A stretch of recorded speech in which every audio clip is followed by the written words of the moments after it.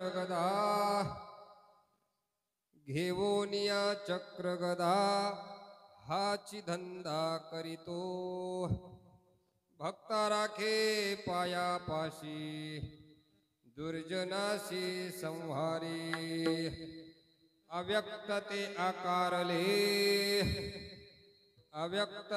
आकारले रूपा आले गुणवंत भक्ता राखे पायापाशी दुर्जनाशी संहारी तुका म्हणे पुरवी इच्छा जया तैसी विठ्ठल भक्ता राखे पायापाशी दुर्जनाशी संहारी विठ्ठला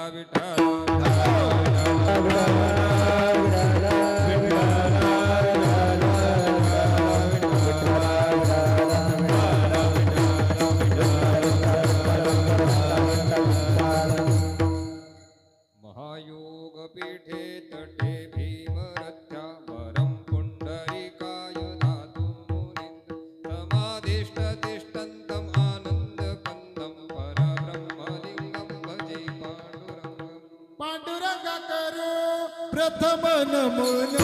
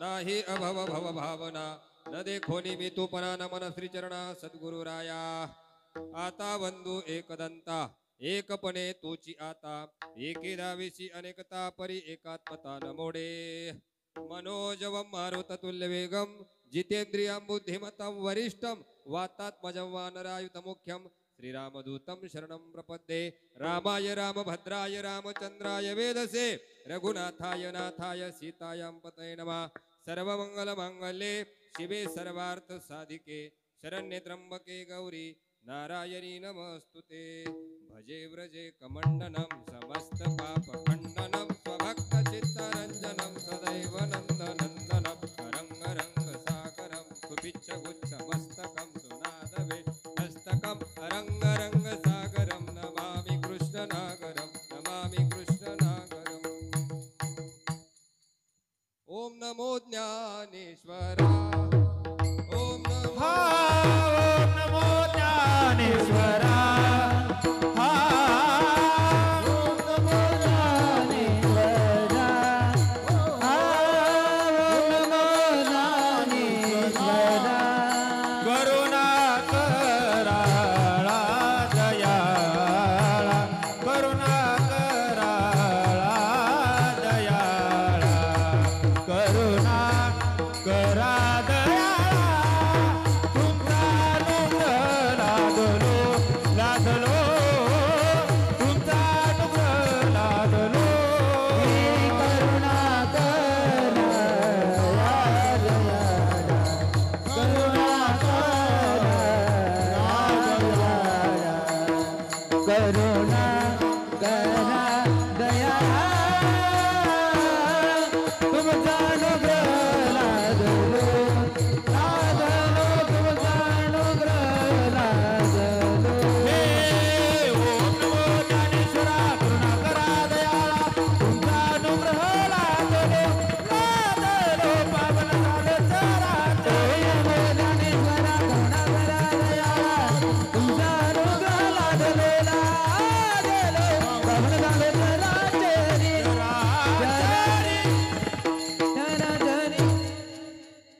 घेवोनिया चक्रगदा घेवोनिया चक्रगदा हाची धंदा करीतो भक्ता राखे पायापाशी दुर्जनाशी संहारी प्रस्तुत प्रसंगी कीर्तनरूपी सेवेकरिता घेतलेला अभंग विश्वमान्य देऊचे वैराग्यमूर्ती साधू श्रीमंत जगद्गुरु तुकाराम महाराज यांचा 4 चरणाचा असून आपल्या सर्वांच्या परिचयाचा असा अभंग आहे. या अभंगामध्ये तुकोबाराय भक्ता करता भगवंतानं कशा करता अवतार घेतले याचं वर्णन करतात. विठाला विठाला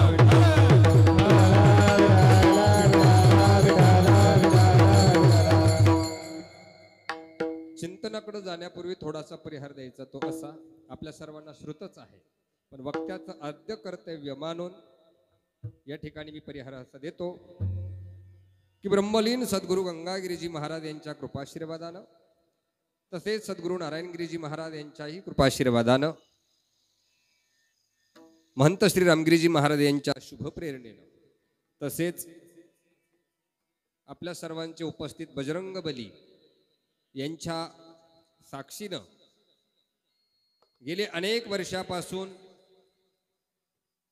हा कृष्णाष्टमीचा सोहळा आपल्या ह्या भागवतवाडी नगरीमध्ये होत असतो. पर्व विशेष भागवत धर्मी नरसे जयंती रामनवमी वामन जयंती जन्माष्टमी उत्तमोत्तम शिवरात्री ही 5 पर्वकाल सांगितलेली आहेत. ह्या 5 पर्वकालापैकी अतिशय महत्वाचा असं पर्वकाल म्हणजे कृष्णाष्टमीचा म्हणजे जन्माष्टमीचा आहे. ह्या जन्माष्टमीच्या निमित्तानं तळेगावमध्ये दोन्ही उत्सव आपण या प्रकारे साजरे करत असतो. गावामध्ये होतो रामनवमीचा आणि वाडीमध्ये होतो कृष्णाष्टमीचा. हाही सुद्धा तळेगावचाच उत्सव आहे. विठाला विठाला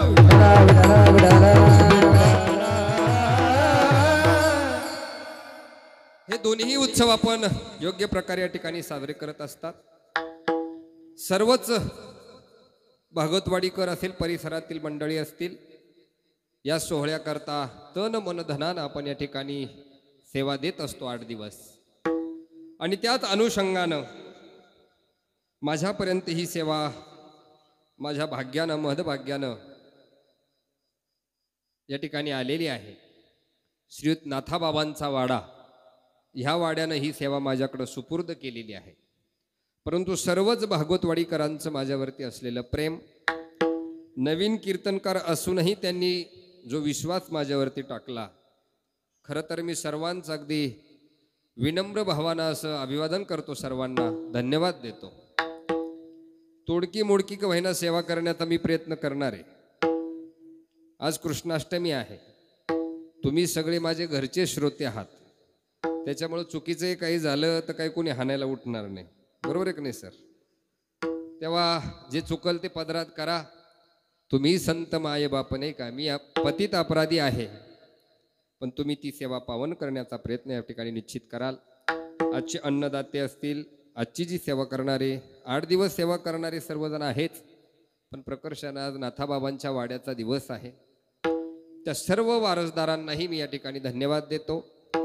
तसेच त्यांच्या पूर्वजांचीही यांच्यावरती कृपा राहावी, कारण त्या वाड्याच्या नावानं आज केलेलं अन्नदान पितृ आशीर्वाद देती, हित ते चिंतिती तया कुळा, त्या कुळाचं हितचिंतन करण्याकरता ते पितर आपल्याला नेहमी आशीर्वाद देत असतात. त्याच्याकरता श्राद्धातच अन्नदान केलं पाहिजे असं काही नाही. येन केन प्रकार ज्या ज्या वेळेला अशा प्रकारचे धार्मिक उत्सव आपल्या भागामध्ये होतात, त्यावेळेला आपल्या नावानं देण्यापेक्षा आपल्या पूर्वजाच्या नावानं अन्नदान करावं. माता पिता दयाचे या, धन्य माता पिता दयाची या, धन्य माता पिता दयाची या, धन्य माता पिता.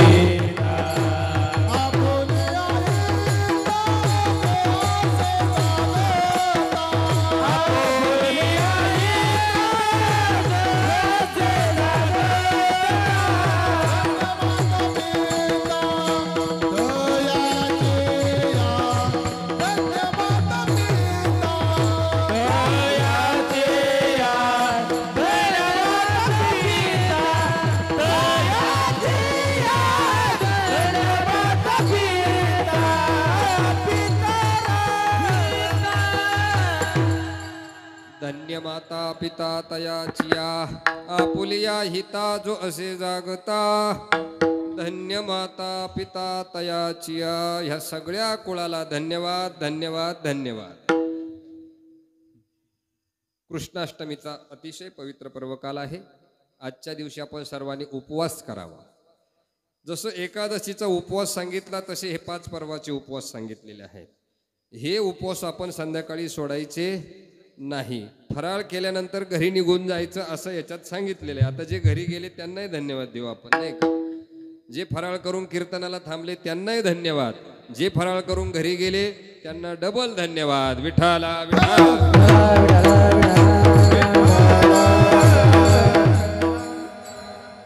कृष्णाष्टमीचा पर्वकाल आहे. कीर्तनाचा संपण्याचा टायमिंग मी काही सांगत नाही. 2 वाजू शकतात. आता जागरच करायचं आपल्याला. असो, उपस्थित सर्वच माता भगिनी भाविक वर्ग, माझ्याबरोबर आलेले आज हरिभक्तीपरायण राहुलजी महाराज शिंदे, जे अतिशय उत्कृष्ट मृदंग वाजवतात. लाडबाबा तर उत्कृष्टच आहे. त्यांच्या वयाच्या मानानं 2-3 कीर्तनं त्यांनी माझी चांगली वाजवली. आणि उत्कृष्ट असं कमी वयामध्ये लाडबाबांनी सुद्धा चांगली भरारी आपल्या संप्रदायामध्ये घेतली. त्यांनाही धन्यवाद. राहुल बाबा आपल्या गावामध्ये क्लास घेतात. त्या क्लासची काही मुलं वरती उभी आहेत, बसलीत खाली, ठीक आहे. पण उत्कृष्ट, अतिशय मस्त.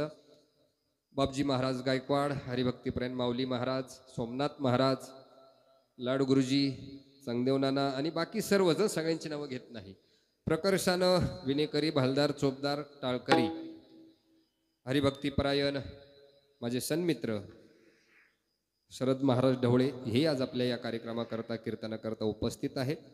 खरं तर ते कीर्तनाला उपस्थित नाही, आज परीक्षित म्हणून उपस्थित आहे, परीक्षक म्हणून उपस्थित आहे. विठाला विठाला.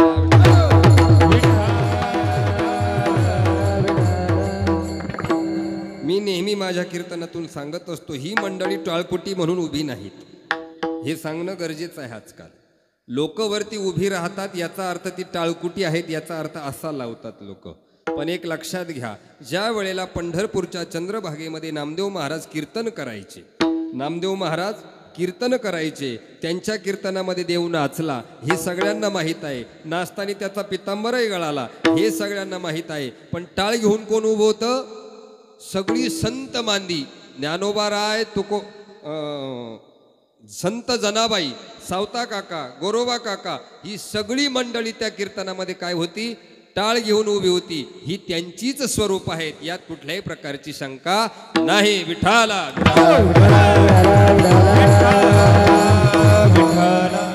घेऊन या चक्र गदा हाची धंदा करीतो, भक्ता राखे पायापाशी दुर्जनाशी संवारी.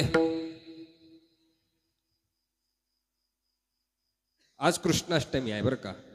कृष्णाष्टमीमध्ये वर्णन करायचं असतं भगवंताच्या जन्माच्या अगोदरची पार्श्वभूमी, आणि काल्यामध्ये उच्चारण करायचं असतं जन्मानंतरचं, नाही का? चरित्र ते उच्चारावे केले देवे गोकुळी, ते गोकुळातलं वर्णन काल्यामध्ये.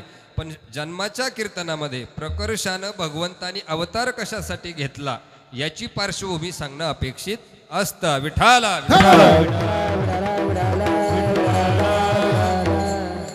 घेऊन या चक्रगदा हाची धंदा करीतो. इथं धंदा शब्द आपल्याला फार महत्वाचा आहे, लक्षात घ्या. एक आहे जीवाचा धंदा, दुसरा आहे संतांचा धंदा, आणि तिसरा आहे देवाचा धंदा. बरं का, जीवाचा धंदा, जीवाचा काय धंदा आहे आता तो कीर्तनात उच्चारण करता येईल का? कीर्तनात जीवाचा धंदा सांगायसारखा नाही, नाही का? चरित्र, कारण जेणे करुणी श्रीहरीची मूर्ती ठसावी अंतरी, ऐशी कीर्तन मर्यादा आहे संतांच्या घरची. निंदा अथवा स्तुती करावी देवाची, कीर्ती मानवाची वर्णू नये. कीर्तनामध्ये जे काही सांगायचं ते भगवंताची हृदयामध्ये मूर्ती प्रगट झाली पाहिजे. तुमच्या आमच्या संसाराच्या प्रापंचिकाच्या गोष्टी इथं सांगायच्या नाही. भक्तिदान विरहित इतरा, भक्तिदान विरहित इतरा गोष्टी न कराव्या. भक्तिदान विरहित इतरा, भक्तिदान विरहित इतरा, भक्तिदान विरहित इतरा गोष्टी न कराव्या. भक्तिदान विरहित इतरा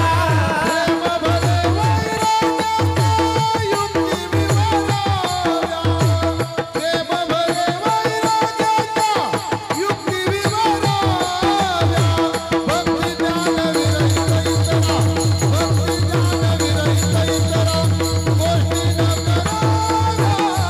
भक्तिदान विरहित इतरा, प्रेम भरे वैराग्याच्या युक्ती विवराव्या. प्रेम भरे वैराग्याच्या युक्ती विवराव्या.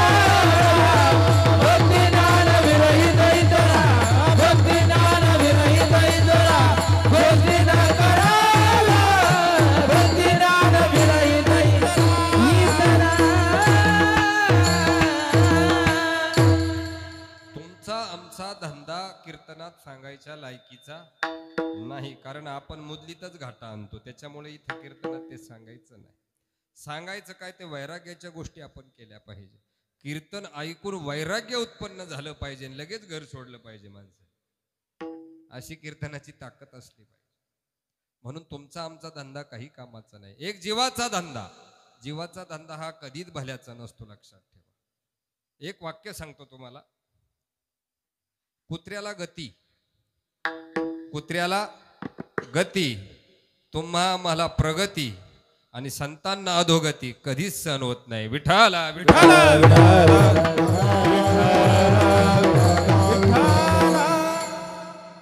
तुम्हाला आम्हाला जर दुसऱ्याची प्रगती सहन होत नाही तर कीर्तनात सांगायचं तरी काय? म्हणून जीवाचा धंदा काही कामाचा नाही. दुसरा आहे संतांचा धंदा. पण धंदा करायचं म्हटलं दुकान मांडावं लागेल ना. दुकानाशिवाय धंदा होत नाही. घातला दुकान देती आली या सीदाना, देती आली या सीदान, देती आली या सीदान, देती आली. हे घातला दुकान, देती आली या सीदान, देती आली या सीदान, दान, देती आली या सीदान.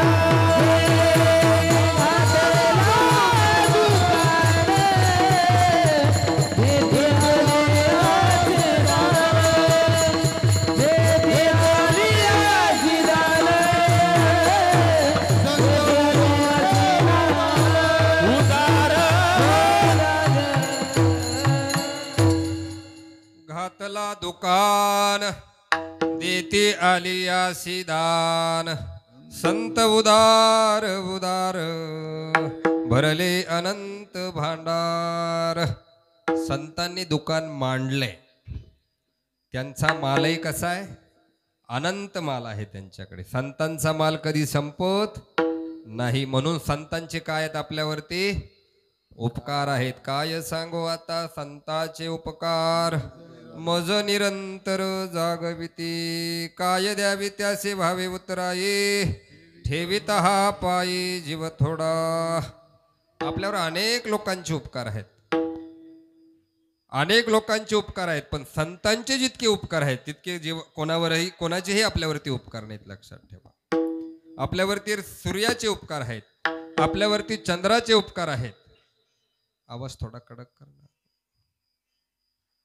आपल्यावरती चंद्राचे उपकार आहेत, सूर्याचे उपकार आहेत, नदीचे उपकार आहेत, झाडाचे उपकार आहेत, गायीचे उपकार आहेत, मेघाचे उपकार आहेत. ह्या सगळ्यांचे उपकार एका बाजूला ठेवा आणि संतांचे एका बाजूला उपकार ठेवा. कारण सूर्याचे उपकार आहेत पण ते कंटिन्युटी नाही, अखंडता नाही, खंडन आहे त्याच्यामध्ये. सूर्य 12 तास आपल्याला प्रकाश देतो, पण 12 तासानंतर तो मावळून जातो की नाही. चंद्राच्या शीतलतेनं अन्नधान्याची वृद्धी होते. चंद्राच्या शीतलतेनं काय होतं? अन्नधान्याची वृद्धी होते, पण तो सारखा देतो का? देत नाही. तिसरं आहे नभ, म्हणजे मेघ, पाऊस. पाऊस 12 महिने पडतो का? पडत नाही. पण तो पाऊस सुद्धा पडताना हगंदारी आहे का सुपीक शेत आहे हे पाहत नाही. तो कुठेही बरसतो, परोपकारानं बरसतो की नाही. नदीचे आपल्यावरती उपकार आहेत, पण ती नदी 12 माही वाहते का? वाहत नाही. पिबंती नंद्या स्वयमेव नांभा. झाडांचे आपल्यावरती उपकार आहेत, स्वयं न खादंती फलानि वृक्षा, पण परोपकाराय सताम विभूतया. जे झाड आपल्यावरती उपकार करतं, पण ते सदोदित करतं का? 12 महिने फळ येत नाही, 12 महिने फूल येत नाही, 12 महिने पान राहत नाही की नाही. झाड सर्वांगानं परोपकारी आहे, पण ते सतत नाही. तसं संत हे सतत माणसावरती काय करत असतात? मज निरंतर मज निरंतर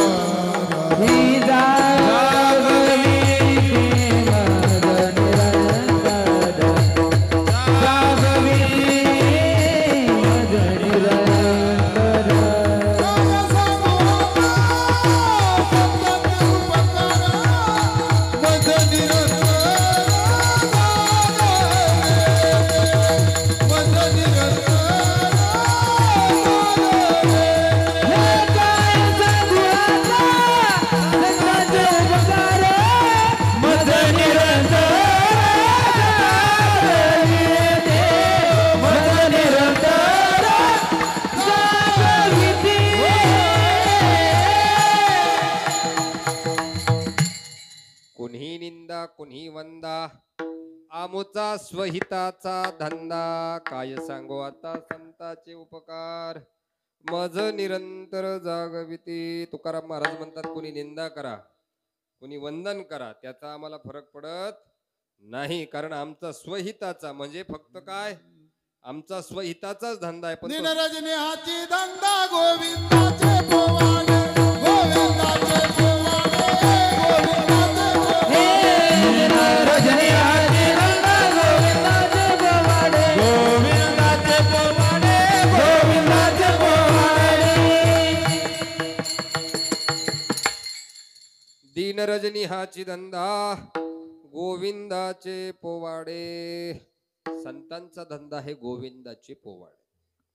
तुमचा आमचा धंदा काही कामाचा नाही, पण जो संतांचा धंदा आहे तो परोपकाराचा धंदा आहे. मी जसं सांगितलं की नाही, स्वयं न खादंती फलानि वृक्षा, पिबंती नंद्या स्वयमेव नांभा. पण संत मात्र जन्माला येतात ते परोपकार करण्याकरता येतात. म्हणून संतांचा धंदा हा वेगळा आहे की नाही. बुडते हे जन न देखवे ना डोळा, मनोने कणवळा येतो आम्हा. हे जगाची दुर्दशा पाहून संतांना जो कळवळा येतो, संतांच्या ठिकाणी जी समानुभूती आहे, संतांच्या ठिकाणी काय आहे?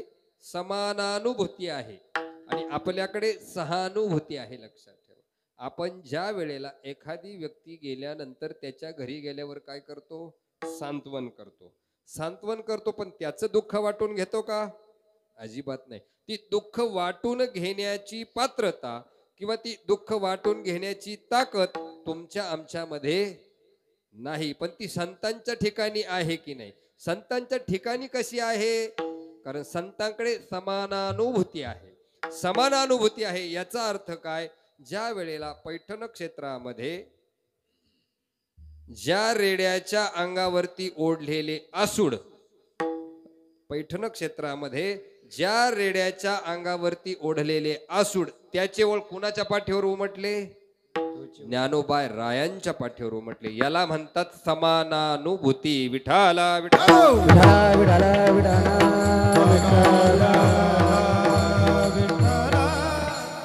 म्हणजे संतांच्या ठिकाणी समानानुभूती आहे. तुमच्या आमच्या ठिकाणी सहानुभूती आहे. पण त्या सहानुभूतीच्या पाठीमागं सुद्धा काय? लबाडी. बरं का? लबाडी. लक्षात ठेवा. खरंच दुःखानं माणूस भेटायला गेल्यावर खरंच त्याच्या मनात त्याच्याविषयी तळमळ असते का? नाही. पण संतांच्या ठिकाणी ती काय असते? तळमळ असते. म्हणून दीनरजनी हाची धंदा गोविंदाचे पोवाडे.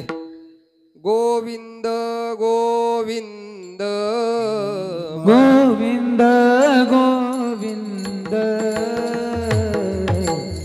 मनाला गलिया चंद मनाला गलिया चंद मला लागलिया चंद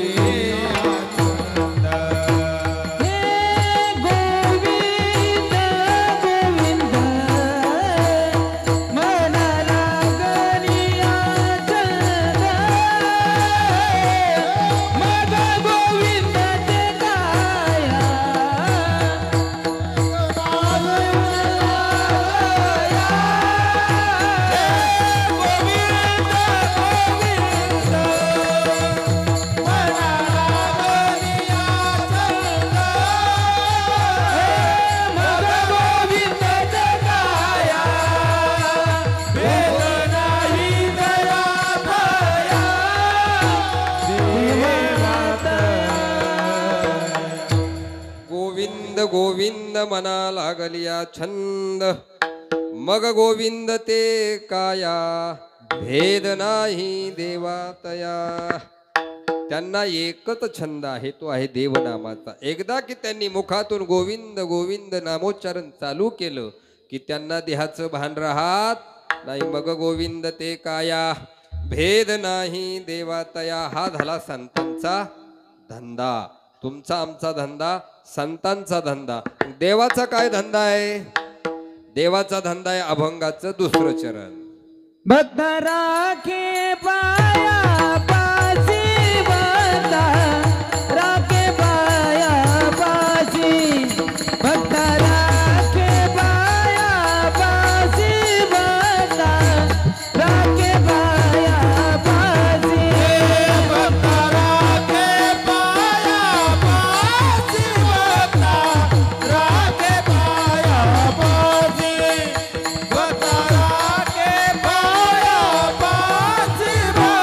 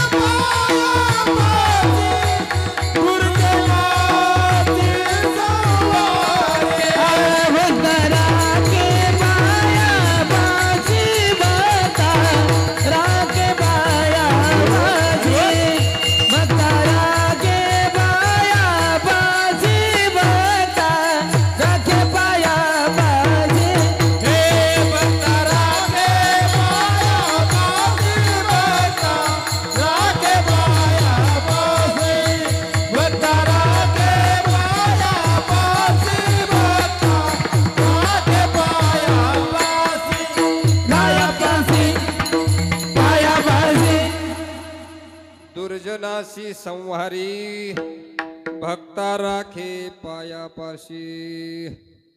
देव काय करतो? देवाचा धंदा काय आहे? दुर्जनांचा विनाश करणं की नाही, हा त्याचा धंदा आहे. पण संतांचा धंदा याच्याही पलीकडे बरं का. संत काय करतात? देव दुर्जनाचा विनाश करतो, देव दुर्जनाचा विनाश करतो, पण संत दुर्जनालाही सज्जन बनवतात. विठ्ठल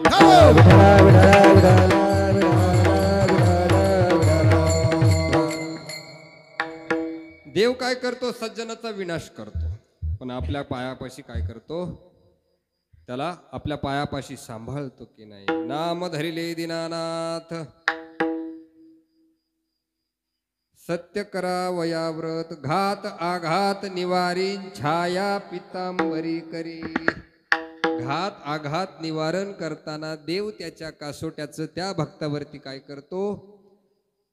सावली धरतो की नाही, त्याला त्या पितांबराखाली रक्षण करतो आणि भक्ताची लाज राखतो की नाही. आपुलिया लाजा धावे भक्ताची आकाजा. नाम धरिले दीनानाथ सत्य करावया व्रत. निज कामे न धरी लाज भक्त काज कैवारी. भक्त काज कैवारी.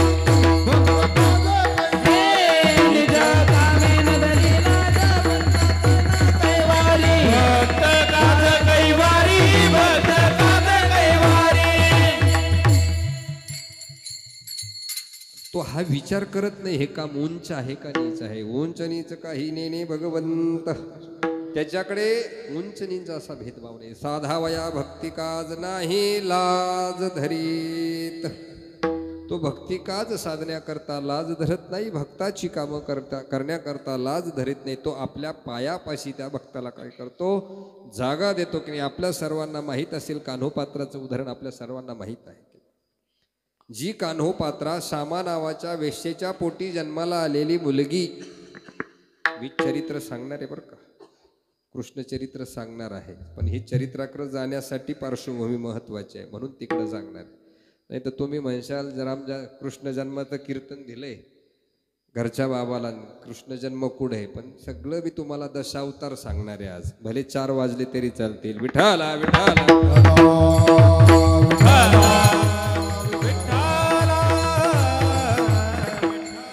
शामा नावाच्या पोटी जन्माला आलेली कान्होपात्रा, वेश्येच्या पोटी जन्माला आलेली, नाच काम करायची, अतिशय रूपवती सुंदर ती शामा नावाची माळशिरसमध्ये राहणारी.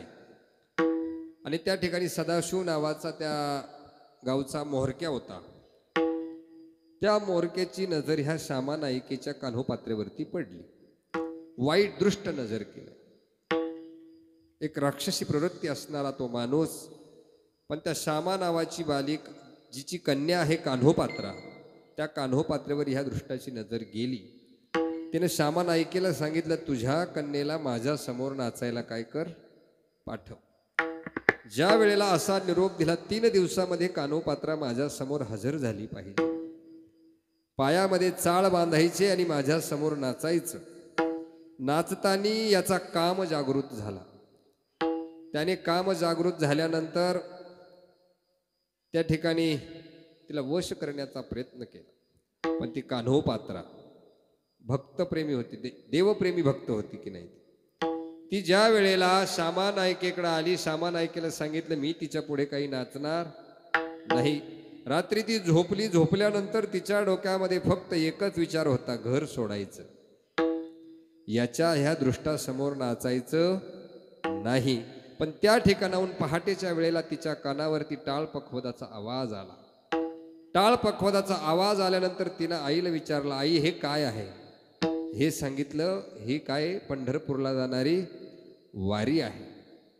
असं सांगितल्याबरोबर त्या कान्होपात्रेला त्या शामा नायिकेने सांगितलेलं होतं अगोदर, तुझा बाप तो सदाशिवच आहे बरं का, असं पण सांगितलेलं होतं. पण तिचा तिच्यावर विश्वास नव्हता. ज्या वेळेला हा टाळ पखवादाचा आवाज तिच्या कानावरती आला, तिला सांगितलं ही पांडुरंग परमात्म्याची दिंडी आहे. ती कान्होपात्रा त्या मिनिटाला तिनं घर सोडलं, त्या दिंडीमध्ये काय झाली, सामील झाली. सामील झाल्यानंतर ती कुठे आली, पंढरपूरला आली. पण तरी ह्या सदाशिवरावनं तिचा पिच्छा काही सोडला नाही ती भगवंताच्या दारामध्ये आल्यानंतर त्या ठिकाणी पंढरपुरामध्ये काय करायची, ती मंदिराची झाडलोट करायची. असं करता करता करता तिची भक्ती पाहून पांडुरंग परमात्मा काय झाले, प्रसन्न झाले. प्रसन्न झाल्याबरोबर आजही आपण पंढरपुरामध्ये गेलो तर कान्होपात्रेचं दर्शन आपल्याला त्या तिरटीच्या झाडाखाली त्या ठिकाणी आजही घडतं. एका वेश्येची कन्या, मला शॉर्टकट मी दृष्टांत तुम्हाला सांगितला, हा फार मोठा दृष्टांत आहे पण आपल्याला वेळ कमी असल्यामुळे, त्या वेश्येच्या कन्याला भगवंतानी आपल्या पायरीपाशी जागा दिली. आजही पंढरपूरच्या मंदिरात ते तिरटीचं वृक्ष आहे. यालाच म्हणतात भक्ता राखे पायापाशी दुर्जनाशी संहारी. म्हणजे दुर्जनांचा संहार करतो भगवंत आणि आपल्या भक्ताचं रक्षण करतो. अशी अनेक उदाहरणं आपल्याला शास्त्रामध्ये सांगता येतील. तुम्हाला अवतार कार्यामध्ये मी भक्त प्रल्हादाचं उदाहरण देणारच आहे की नाही. ज्या ठिकाणी भगवंताने अवतार कशा करता घेतला हे फार महत्वाचं आहे. म्हणून दुर्जनाशी संवारी भक्ता राखे पायापाशी, असा तो आपल्या भक्ताचा सांभाळ करतो. पण तो सांभाळ कसा करतो,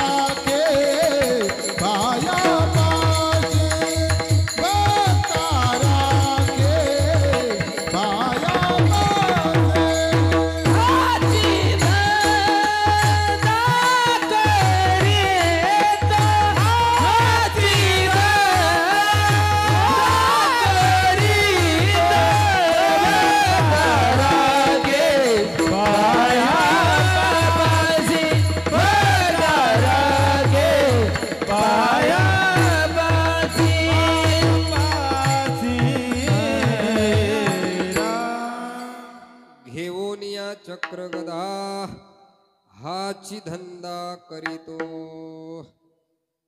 भगवंतानं हातामध्ये काय शस्त्र घेतले, चक्र आणि गदा. ही जी शस्त्र भगवंतानं हातामध्ये घेतलेली आहे ही दुर्जनांच्या संहाराकरता घेतलेली आहे. प्रत्येक अवतारामध्ये काही ना काही शस्त्र भगवंताच्या हातामध्ये आपल्याला पाहायला मिळतं. दशावताराचा जर आपण अभ्यास केला किंवा 24 अवताराचा जर आपण अभ्यास केला तर प्रत्येक अवतारात कोणतं ना कोणतं शस्त्र भगवंतानी हातामध्ये घेतलेलं आहे. तसं जर आपण पाहिलं, भगवंताचा अवतार किंवा भगवंताची शिकवण जर आपल्याला पाहायची असेल तर ती संयमाची आहे, विवेकाची आहे. भगवंतानं प्रत्येक गोष्टी संयम ठेवूनच दुर्जनाचा नाश केलेला आहे. साधं उदाहरण जर आपल्याला समोर घ्यायचं असेल तर शिशुपालाचं घ्या. ज्या शिशुपालाला 99 अपराध काय केले होते, देवाने माफ केलेले होते. शिशुपालाला सांगितलं होतं, शिशुपाला 100 अपराध होईपर्यंत मी तुला काय करणार नाही, मारणार नाही. पण जेव्हा 100 अपराध तुझ्याकडून घडतील तेव्हा मात्र तुला सोडणार. याचा अर्थ असा आहे की स्वतः भगवान श्रीकृष्ण हे संयमी होते, विवेकी होते. असं नाही का त्यांनी समोरच्यानी घोडा लावला मग इकून लगेच आपण घोडा लावायचा, असं. संयम, विवेक, सतसत विवेक बुद्धीचा विचार करून भगवंतानं प्रत्येक क्रिया केलेली आहे, प्रत्येक गोष्ट केलेली आहे. शिशुपालाला 99 वेळा ते पाप करायला लावलं देवाने. 99 वेळा त्याच्याकडून काही ना काही दूषणं लावून घेतली, त्याचं पाप वाढून दिलं आणि ते पापाचा घडा भरल्यानंतर भगवंताने त्याला काय केलं, मारलं. संयमानं मारलं. म्हणजे देव काय करतो, विवेकानं मारतो, संयमानं मारतो, त्याला सुधरवण्याचा प्रयत्न करतो, पण माणसाच्या ते लक्षात येत नाही. दुसरं उदाहरण तुम्हाला जर द्यायचं झालं तर रामायणामध्ये पाहतो, वालीचं उदाहरण केलं. ज्या वालीचा भाऊ सुग्रीव, सुग्रीवानं वालीला राज्य मागितलं, दिलं नाही दिलं. भावाभावांचा काय झाला, वाद झाला. पण वाली सुग्रीवाला काही ऐकत नव्हता. पण त्या वालीला मारायचं कसं, हे सुग्रीवाला प्रश्न पडला होता बरं. पण देवानं त्यावेळेला प्रभू रामचंद्र भगवंताने सुग्रीवाला काय सांगितलं, तू फक्त काय कर, युद्ध कर. तसं आई वडील सांगतात, तू सुद्धा फक्त एक पाऊल टाक, तुझ्या मागे आम्ही 1000 पावलं चालल्याशिवाय राहणार नाही. फक्त संयमानं काय करायचं, आपण एक पाऊल टाकायचं. ज्येष्ठांचे अनुभव येतील अंतराय. ज्येष्ठांचे अनुभव हे जीवनामध्ये कधीही सरस ठरत असतात. म्हणून ज्येष्ठांचा सल्ला कुठेही असू द्या, सप्ताह असो, लग्न असो किंवा प्रपंच असो, घेतलाच पाहिजे. लक्षात ठेवा, ज्येष्ठांचा सल्ला आपण घेतला पाहिजे की नाही. मग सुग्रीवाला देवानं सांगितलं, तू फक्त युद्ध कर, तू युद्धाला सुरुवात कर, वाली कसा मारायचा मी पाहतो म्हटलं. युद्ध सुरू झालं. युद्ध सुरू झाल्यानंतर वाली आणि सुग्रीव एकमेकाला भिडले. भिडल्यानंतर प्रभू रामचंद्र ज्या वेळेला एका झाडाच्या आडून उभं राहून त्या वालीवरती काय करतात, बाण सोडतात. वालीवरती बाण सोडल्यानंतर तो वाली धाडकान खाली पडतो की नाही. आणि मग ते देव त्याच्या जवळ जातात. देव दयाळू आहे. लक्षात ठेवा, देव कसा आहे, दयाळू आहे, दयाघन आहे. शत्रूला मारल्यानंतर सुद्धा त्याचं सांत्वन करायला देव त्याच्या समोर काय झाले, उभे राहिले. प्रभू रामचंद्र ज्या वेळेला त्याच्या समोर उभे राहिले त्यावेळेला वालीच्या डोळ्यातून अश्रू येत होते. वालीने एकच सांगितलं, देवा खूप दुःख होतंय रे, खूप दुःख होतंय. कशाचं दुःख आहे, बायकोचं ताराचं दुःख आहे का, मुलाचं दुःख आहे का, सांगितलं नाही. मला राज्याची चिंता नाही, बायकोची चिंता नाही, मुलाची चिंता नाही, पण फक्त यदू कुळाला कलंक लागला याचं दुःख मला वाटतं देवा. काय कलंक लागला, देवाला जर लढायचंच होतं तर त्यानं समोर येऊन का नाही मला बाण मारला देवा, तू असा लपून का बाण मारला. अरे ज्याचं तोंड पाहिल्यानं कोटी ब्रह्महत्येचं पातक जातं, कोटी ब्रह्महत्या मुख पाहता जाते. भक्तीची आपोटी बोधका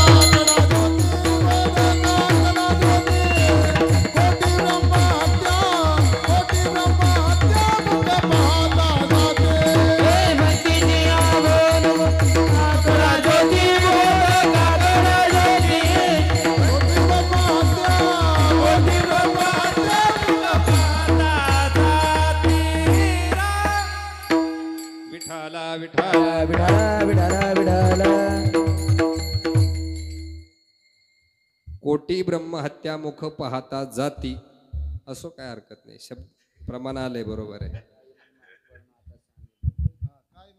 काय महिमा वर्णो आता सांगणे किती,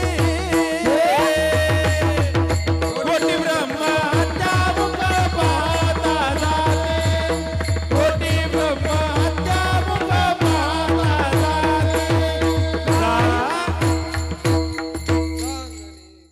बरं ठीक आहे, चला. काय महिमा वर्णो आता सांगणे किती, कोटी ब्रह्महत्या मुख पाहता जाती. त्या देवाचं मुख पाहिल्यानंतर कोटी ब्रह्महत्येचं पातक जातं देवा, पण तू असा लपून बाण मला मारायचा नव्हता. त्यावेळेला प्रभू रामचंद्रांनी त्याला आपल्या मांडीवरती घेतलं. म्हणजे वाली सुग्रीवाचा दुश्मन, रामाचा भक्त, आपल्या भक्ताकरता देवाने त्याच्या भावाला मारलं. इतका देव दयाळू आहे, इतका तो भक्ताचं काय करतो, रक्षण करतो की नाही. घेऊन या चक्र गदा हाची धंदा करीतो. पण वालीला एक समाधान असं होतं की मरता मरता मरता देवा तुझं मुख पाहिलं, बस दुसरी अपेक्षा राहिली नाही. दुश्मनालाही ज्याचं तोंड पाहिल्यानंतर मोक्षाची अपेक्षा लागते, असा परमात्मा कसा आहे, दयाळू आहे, दयाघन आहे. आणि म्हणून तो आपल्या भक्ताला काय करतो, घेऊन या चक्र गदा हाची धंदा करीतो. असा धंदा करण्याकरता तो काही एक अवतार घेतो का? नाना अवतार घेशी भक्ता कारणे. अनंत अवतार घेसी भक्ता कारणे, घेसी भक्ता कारणे. कनवाळू कृपाळू, कनवाळू कृपाळू दिना लागी उद्धरणे. अनंत अवतार घेसी भक्ता कारणे, घेसी भक्ता कारणे. कनवाळू कृपाळू दिना लागे उद्धरणे.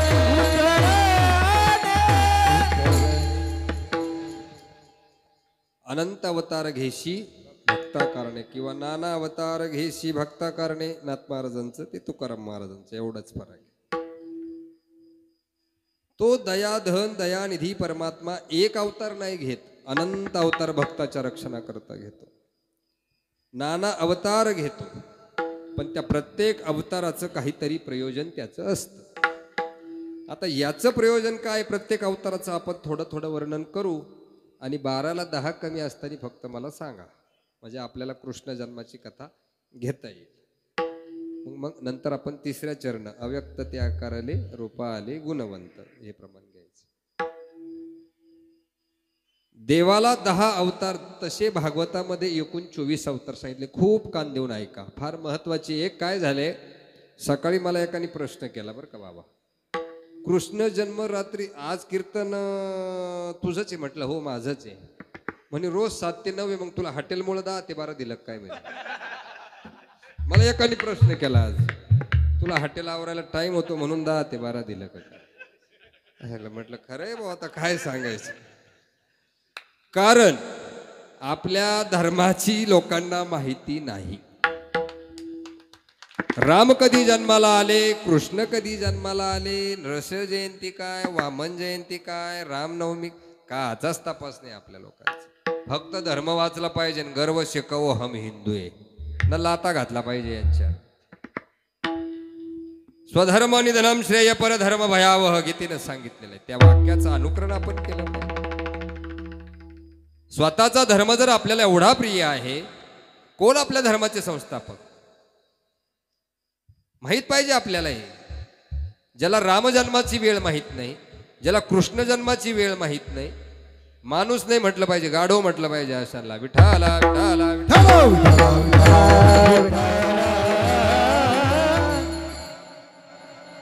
ज्याला खरं माणूस म्हणून घ्यायचं असेल त्यांनी पहिला आपला धर्म शोधला पाहिजे. हिंदू हिंदू म्हणून नुसतं चालणार नाही, त्याच्याकरता आपली पाळंमुळं शोधली पाहिजे. आपण कुणाचे वंशज आहोत. ज्या भगवंताने वेळोवेळी वेगवेगळे अवतार घेऊन आपण एका प्रगतशील युगामध्ये जन्माला आलेलो आहोत. पाठीमागच्या 4 युगाचा अभ्यास केला आणि पुढच्याही काही युगांचा अभ्यास केला तर आपल्या लक्षात येईल आपण कोण आहोत. शोकांतिक आहे, आपल्या रामाचा जन्म कधी झाला, कुठं झाला, छत्रपती शिवाजी महाराज माहीत नाही लोकांना. रामाचा जन्म कुठे झाला हे माहीत नाही. कृष्ण जन्म म्हटला, अरे बाबा कृष्णाचा जन्म रात्री 12ला झाला म्हणून 10 ते 12 कीर्तने, माझं हॉटेलचं बंद पडू दे. इतकंही सांगावं लागतं लोकांना. कृष्णाचा जन्म रात्री 12ला, प्रभू रामचंद्रांचा जन्म दुपारी 12ला, ते सूर्यवंशातले, हे चंद्रवंशातले, ही माहिती आपल्याला असावी लागते. यदुवंश, रघुवंश ह्या गोष्टी आपल्याला जर माहितीच नसतील तर आपला काय उपयोग हिंदू धर्मात राहून. त्यापेक्षा आपण मेलेले बरे. आणि याच्यामुळं परकीय आपल्यावर आक्रमण होत आहेत, लक्षात ठेवा. आपण फक्त वेळ आली की झेंडा उचलतो, वेळ गेला की झेंडा आडगळीत टाकतो. म्हणून लक्षात ठेवा, जर आपल्याला खऱ्या अर्थानं रामनवमी कृष्णाष्टमी जर साजरी करायची असेल तर त्याच्या पाठीमागचा इतिहास जाणून घेतला पाहिजे. हे फार महत्त्वाचं आहे.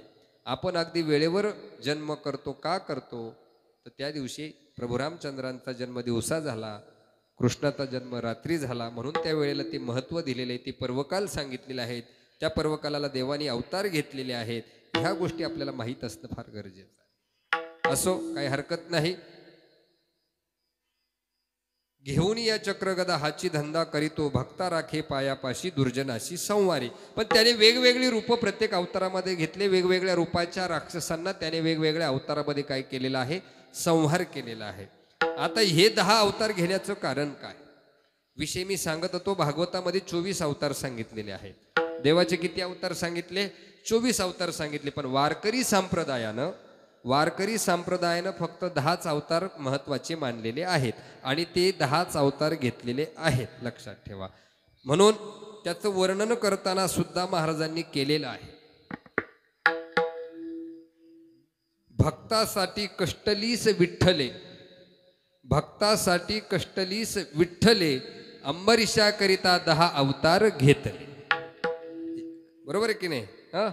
भक्ता लागी कष्टलीस विठ्ठले, अंबरीशा करता 10 अवतार घेतले. आता अंबरीशा करता का 10 अवतार घेतले? याचं कारण आहे का? अंबरीश नावाचा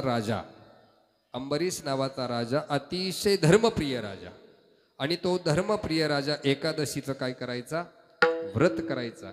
आणि तो व्रत करत असताना त्याचा नियम होता द्वादशीला पारणं सोडायचं. पण कोणीतरी महात्मा अगोदर जेव घालायचा आणि मग आपलं पारणं काय करायचं? सोडायचं. आता एकादशी धरण्याचे सुद्धा नियम आहेत बरं का.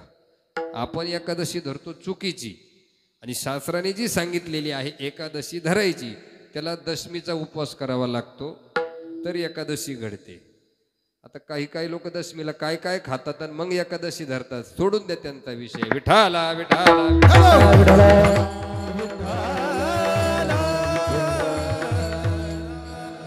अंबरीश राजा एक भक्तप्रिय राजा, देवप्रिय राजा, असा धर्मनिष्ठ राजा होता. तो एकादशी धरायचा. एकादशी धरत असताना कोणीतरी साधू आपल्या घरी येऊन जेवू घालायचा आणि मग द्वादशीचं पारणं काय करायचं?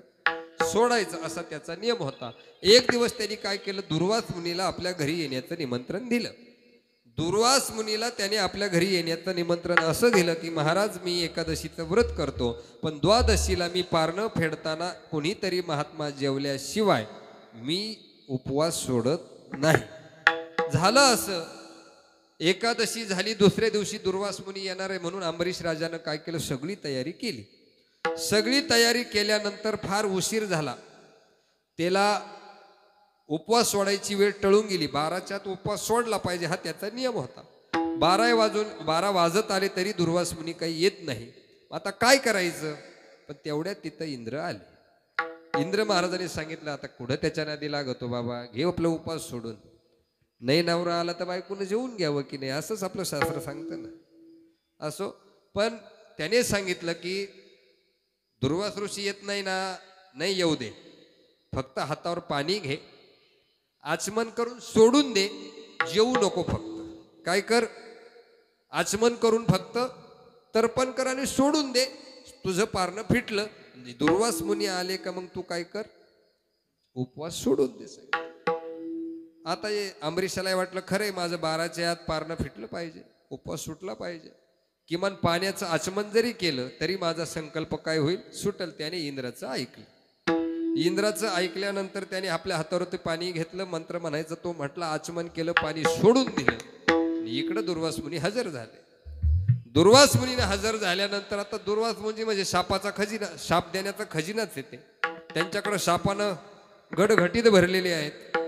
ते शापानं भरल्यानंतर त्यांनी काय केलं? त्या अंबरीशाला सांगितलं, मी तुला शाप देतो, आज तू माझ्या विना तुझं पारणं फेडलं, तुला काय करावं लागल? 10 जन्म घ्यावे लागतील म्हटलं, तर तुझं ते पातक काय होईल? फिटल. आता अंबरीश हा देवाला प्रिय असा भक्त राजा होता, धर्मनिष्ठ राजा होता. त्याला प्रश्न पडला, दुर्वासांचा शाप आहे, आता काय करायचं? मग त्याने भगवान विष्णूचा धावा केला. भगवान विष्णूचा धावा केल्यानंतर भगवान विष्णूला सगळी कथा त्याने सांगितली. दुर्वास मुनींनी मला असा असा शाप दिला, आता मी काय करू? त्यावेळेला भगवान विष्णूनं सांगितलं, तू काही काळजी करू नको, तुझ्याकरता मी काय करील? अवतार घेईल म्हटले. तुझ्याकरता मी काय करील? अवतार घेतले. म्हणून त्या अंबरीशा करता भगवंताला काय करावे लागले? अंबरीसाठी जन्म सोशियले, दुष्ट निर्दाळीने किती एक, दुष्ट निर्दाळीने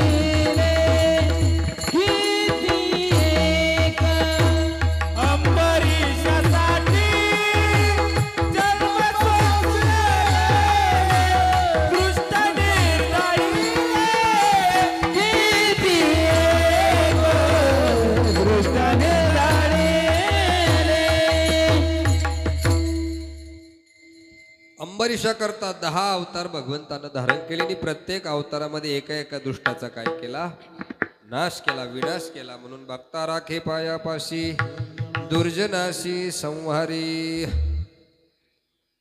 देवाला असं वचन दिल्यानंतर पहिला जन्म घेतला देवाने माशाचा, मत्स्य अवतार.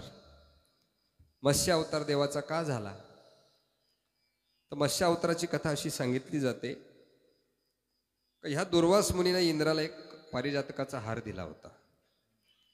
तो हार दिल्यानंतर तो हार त्याने एका हत्तीच्या गळ्यामध्ये घातला. हत्तीच्या गळ्यात घातल्यानंतर तो हत्तीनं काय केला, पायाखाली तुडवला. पायाखाली तुडवल्या म्हटलं दुर्वास ऋषीला त्याचा राग आला की मी याला एक पारिजातक फुलाचा हार दिला, याने तो मी त्याला दिला तर याने तो हत्तीला घातला, हत्तीनं तो पायाखाली टाकले, याचा अर्थ हा माझा काय आहे, अपमान आहे. आणि म्हणून त्यांनी त्या इंद्राला शाप दिला का तुमचं सगळं काय संपुष्ट, स्त्री जे तुमच्याकडे आहे, यशस्वी औदार्य जे काही आहे ते सगळं काय होईल, संपून जाईल. आणि मग अशा वेळेला हे सगळं पृथ्वीवरती काय झाला, हाहाकार झाला, पृथ्वीवरती प्रलय यायला लागला. हे वेद सगळे ह्या राक्षसांनी काय केले, समुद्राच्या तळाशी नेऊन घातले. हे वेद सगळी ही संपत्ती पृथ्वीवरली कुठं गेली, समुद्राच्या तळाशी गेली. आणि समुद्राच्या तळाशी गेल्यानंतर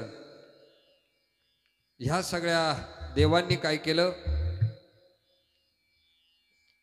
इंद्राने देवाचा धावा केला आणि देवाने त्याला सांगितलं की इंद्रा काळजी करू नको, मी मत्स्य अवतारामध्ये अवतार घेईल आणि अवतार घेतल्यानंतर त्या समुद्रामध्ये एक नाव येईल, त्या नावेमध्ये तू काय करायचं, बसायचं. आणि ते बसल्यानंतर त्या माशाच्या कानाला म्हणजे त्या शिंगाला दोरी बांधायची आणि याच्यामध्ये जे सगळं काही आहे, पृथ्वीचं तत्व जे आहे, वृक्षाचं तत्व असेल, ही सगळी बीजाची काय करायची, तू पालन करायची किंवा ती सगळी सांभाळायची. आणि मग ह्या राजानं काय केलं, ते सगळं त्याच्यामध्ये त्या होडीमध्ये टाकलं, हिमालय पर्वतासारखं वगैरे वगैरे काय असेल नसेल सगळं टाकलं आणि ती समुद्रामध्ये ती नाव काय केली, तरली. पण ती कशी तरत होती माहिती का, ती नाव तारण्याकरता भगवंताला खालून काय करावं लागलं, माशाचं शिंग लावावं लागलं. आणि याच्याकरता त्या मत्स्याचा अवतार झाला. तो इंद्र नाही, तो सत्यव्रत नावाचा राजा होता. विठाला विठाला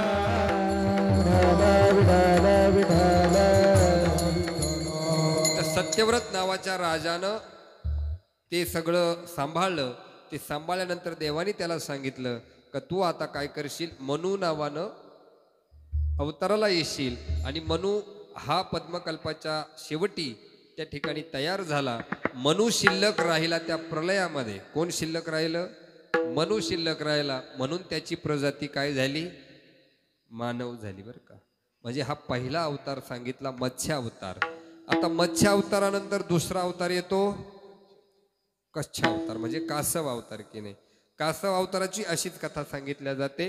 कासव अवतारामध्ये सुद्धा देवदानवांचं युद्ध होतं. देवाकडची सगळी हे संपून जाते, शक्ती संपून जाते. भगवान विष्णू सांगतात तुम्ही काय करा, आता समुद्राचं मंथन करा. वासुकी सर्पाच्या योगानं मदिराचल नावाचा जो पर्वत असतो त्याची रवी करायची, वासुकी सर्पाची दोरी करायची आणि याने समुद्र मंथन करायचं. त्याच्यातून तुम्ही किती रत्न बाहेर काढायचे, 14 रत्न बाहेर काढायचे. त्याच्यातून अमृत घ्यायचं. ते तुम्ही अमृत पिले की तुम्ही काय येणार, परत तुमच्या पदावरती येणार किंवा तुम्हाला सगळी गेलेली संपत्ती काय होणार, मिळणार. मग अशा वेळेला काय केलं, या देवांनी दानवांना जरा आमिष दाखवलं. कशाचं, अमृताचं आमिष दाखवलं. अमृताचं आमिष दाखवल्यानंतर ह्या देवदानवांनी काय केलं, मग समुद्र मंथनाचं काम चालू केलं.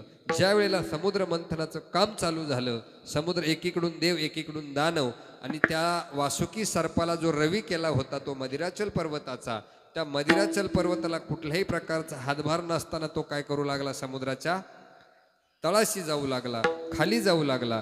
ज्या वेळेला त्या मदिराचल पर्वता खाली जात असताना हे देवाने पाहिलं आणि त्यावेळेला ह्या सगळ्या देवांनी इंद्राने त्यांनी भगवंताचा धावा केला. भगवंताचा धावा केल्यानंतर देवानं मत्स्यावतार घेतला आणि त्या वासुकी मदिराचल पर्वताला आपल्या पाठीवरती घेतलं. आणि नंतर काय झालं, समुद्राचं मंथन झालं, नंतर अमृत मिळालं, देवांना मिळालं. मग देव परत त्या जैसे ते स्थितीवर आले. म्हणून असा हा दुसरा अवतार सांगितला जातो, कासव अवतार. पहिला आहे मत्स्य अवतार, म्हणजे फक्त पाण्यात राहणारा, बरं का. पहिला हे पण लक्षात ठेवा. आता पहिला अवतार मत्स्य अवतार. हे लोक सांगतात पहा तुम्ही, माणसाचा जन्म माकडातून झाला वगैरे वगैरे, हे सगळं थोतांडे, हे सगळं खोटं आहे. माकडातून नाही, काय नाही, काय नाही. देवाने त्याची सृष्टी निर्माण करत असताना थोडी थोडी प्रगती ह्या प्रत्येक युगामध्ये केलेली आहे. 4 अवताराचा जन्म कृतयुगात झालेला आहे. 2 अवतार त्रेतायुगामध्ये झाले, 2 अवतार द्वापार युगामध्ये झाले, 2 अवतार कलियुगामध्ये झालेले आहेत. असे दशावतार सांगितलेले आहेत. ते 10 अवतार प्रत्येक कलियुगामध्ये प्रगती वेगवेगळ्या रूपानं देवानं घेतलेली आहे. पहिला अवतार मत्स्य अवतार फक्त पाण्यातच झाला, पण कच्छ अवतार झाला तो पाण्यातही झाला आणि जमिनीवरही आला की नाही. कासव जमिनीवरही असतं आणि पाण्यातही राहतं की नाही. म्हणजे ही प्रगती देवानं त्या ठिकाणी काय केलेली आहे, साधलेली आहे. लक्षात घ्या. पहिला अवतार मत्स्य अवतार झाला, दुसरा अवतार झाला कासवाचा अवतार झाला, तिसरा अवतार भगवंतानी घेतला वराह अवतार घेतला. तिसरा अवतार कोणता घेतला, वराह अवतार घेतला. तर वराह अवतार कशासाठी घेतला, तर ह्या समुद्रामध्ये पृथ्वी बुडत होती. देवदानवांच्या युद्धामध्ये समुद्रामध्ये पृथ्वी बुडत होती. आता बरेच जण म्हटले समुद्र कसं काय बुडल बा, समुद्र जमिनीवर तर 29% जमीन, 71% पाणी आहे, मग ही पृथ्वी कोणत्या पाण्यात बुडत होती, आम्हाला जरा समजून सांगा. काही लोक देवाला न मानणारे काय प्रश्न विचारतील सांगता येत नाही. जर पृथ्वीवरती 71% पाणी आहे, 29% जमीन आहे, तर ही पृथ्वी कोणत्या समुद्रात बुडत होती. आता मला सांगा, आपण शाळेमध्ये शिकताना आकाशगंगा शब्द सगळ्यांनी ऐकला असेल. आकाशगंगा शब्द सगळ्यांनी ऐकला असेल. मग तिला जर आपण आकाशगंगा म्हणतो, तर मग ही पृथ्वी कुठंतरी त्याच गंगेत बुडत असेल की नाही. मग ह्या सूर्यमालेमध्ये, ह्या आकाशगंगेमध्ये ही पृथ्वी कुठंतरी बुडत होती, ह्या आकाशगंगेत बुडत होती. तिला वाचवण्याकरता देवाला वराहाचा अवतार घ्यावा लागला आणि आपल्या शिंगावरती काय केली, पृथ्वी धारण केलेली की नाही. म्हणजे पहिला मत्स्य अवतार, दुसरा कच्छ अवतार, नंतर वराह अवतार, चौथा अवतार झाला भगवंताचा नरसिंह अवतार. आता नरसिंह अवताराची कथा आपल्या सगळ्यांना माहीत आहे.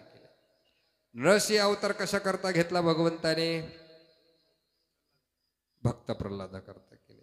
वराह अवतारामध्ये अजून एक आहे, हिरण्यकश्यपूचा भाऊ हिरण्यक्ष, याला वराह अवतारात देवाने मारलं, बरं का. वराह अवतारात हिरण्यक्षाला मारलं आणि नरसिंह अवतारात हिरण्यकश्यपूचा वध केला देवाने. कसा केला, हिरण्यकश्यपू याला देवांचा शाप होता, आपल्या सर्वांना ज्ञात आहे. हिरण्यक्ष आणि हिरण्यकश्यपू यांना देवाचा शाप होता, म्हणून ते या दैत्यकुळामध्ये काय झालेले होते, जन्माला आलेले होते. ज्या वेळेला हिरण्यकश्यपूच्या पोटी भगवान नारायणाचे भक्त प्रल्हाद जन्माला आले. आता त्या हिरण्यकश्यपूचा असा नियम होता की आपल्या राज्यामध्ये देवाचं नाव घ्यायचं, नाम अनेदी देवाचे घेऊ नये वाचे, असा त्याचा नियम होता. त्याच्या राज्यात कुणीही देवाचं नाव घ्यायचं नाही. पण त्याच्या पोटी जन्माला आलेला भक्त प्रल्हाद हा देवाचं नाव घेतल्याशिवाय काही राहत नव्हता. त्याच्या तोंडामध्ये सदाही नाव असायचं, नारायण नारायण नारायण नारायण. याचं नारायण नाव बंद करण्याकरता त्याला कुठं कुठं घातलं हो यांनी, उकळत्या तेलाच्या कढईत टाकलं असेल, कड्यावरतून लोटून दिला असेल, हत्तीच्या पायाखाली घातलं असेल. परंतु ह्या सगळ्या ठिकाणी देवाने काय केलं, भक्त प्रल्हादाला वाचवलं की नाही. नाम प्रल्हाद उच्चारी, नाम प्रल्हाद उच्चारी,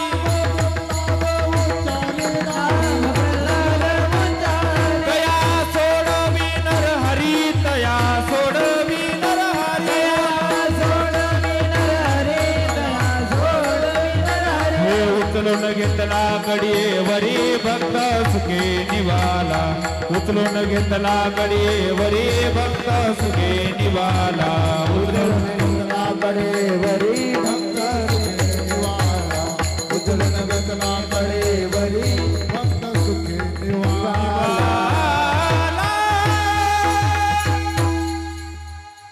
आणि अशा प्रकारे त्या भक्त प्रल्हादाला अनेक ठिकाणी घातलं देवानं, प्रत्येक आघातातून त्याला वाचवलेलं आहे. आणि त्यावेळेला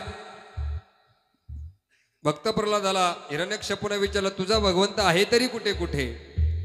इथे आहे का, तिथे आहे का, अजून कुठे आहे, ह्या खांबामध्ये आहे का? त्यावेळेला हिरण्यकश्यपूने असं विचारल्यानंतर सांगितलं की देवा, तात माझा देव या खांबामध्ये सुद्धा आहे.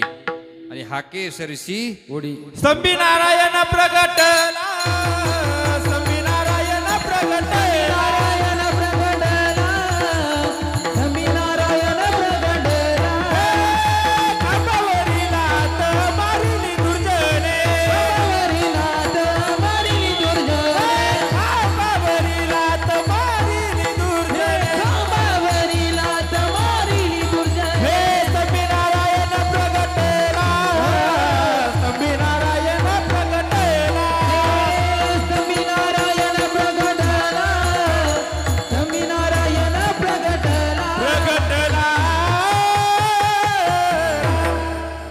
स्तंभी नारायण प्रगटला.